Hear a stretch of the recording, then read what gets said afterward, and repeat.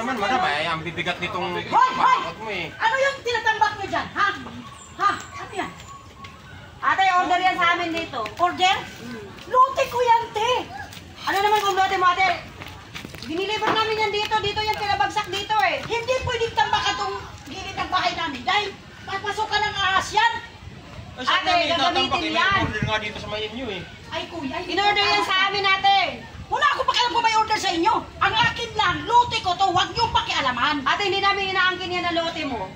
Nakikilagay lang kami dyan dahil order yan dito. Dito yung address na inagay Sige, sa kamada amin. nyo lang ng Marshall. Kamada nyo lang dyan. Alam kayo, nagtanong-tanong kayo kung sino may-ari ng bahay na po. Hindi yung tambak lang kayo ng tambak. Eh, may nagturo nga na dito ilagay. Sino nagturo sa inyo? Dito nga raw itatambak. Uy, kuya, sino ba nagturo sa inyo? Hindi tama yung mga ginagawa niyo, ha?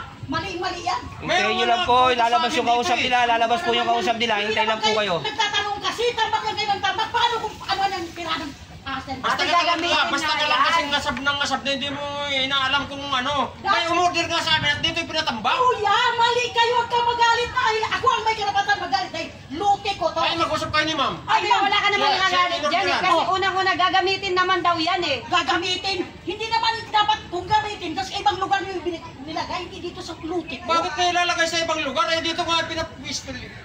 Dito nga kasi tinuro na ilagay namin dito. Kanino kasi yan? Hindi ko alam. Hintayin nyo, te. Darating dyan. Hintayin nyo. Hintayin nyo. Darating naman yun. Lagi kayo naglagay. Hindi kayo nagtatanong kung kanino Eh, doon lote kasi yan. sa tao ko umorder yun. Kaya hindi ko ano. Sino ba naman At saka ba't ba kayo magagalit? Kamada nyo lang. Kamada nyo lang yan. Ilang araw yan? Saglit lang naman yan. Ano Oh, mali? sige. Oh, dali nyo sa lugar niyo kung saan nyo kinuha. Eh, sige, paspasan nyo yan kasi meron pa tayong hakutin doon. Oh. Ako Dito na naman kasi. sakutin mo, Tida. Itambak mo May naman. mga kasama pa yan eh. Anong may Ay, kasama? ano yan? Ano Ano yan? ba Ano yan? yan? Anong gulo yan? Eh, ito Ano yun. ba naman na? Luti yung natin, order, tinatambak diba? ng kahoy, oh. Hindi, in-order ko kasi yan, di ba? Yan yung Ano in-order?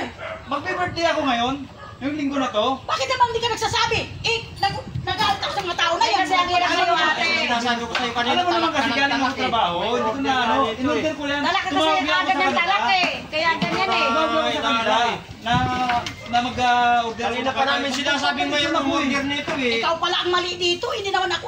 Ako tuloy nagkamali dito ngayon. Oh, tingnan mo, nagagalit Dapat ako. kasi titanong ka muna, hindi mo ganun magagalit ka na kaagad. Sino ka pahiya tuloy yun? Sinong tatanungin ko sila? Wala naman silang sinabi kung kanino yan. Kaya ito ate tinatanong muna ano. ako.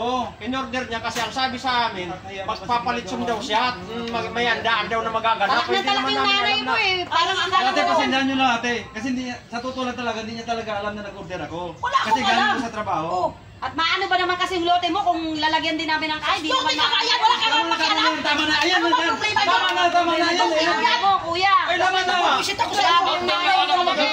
Ito na kuya, pasensyahan nyo na lang.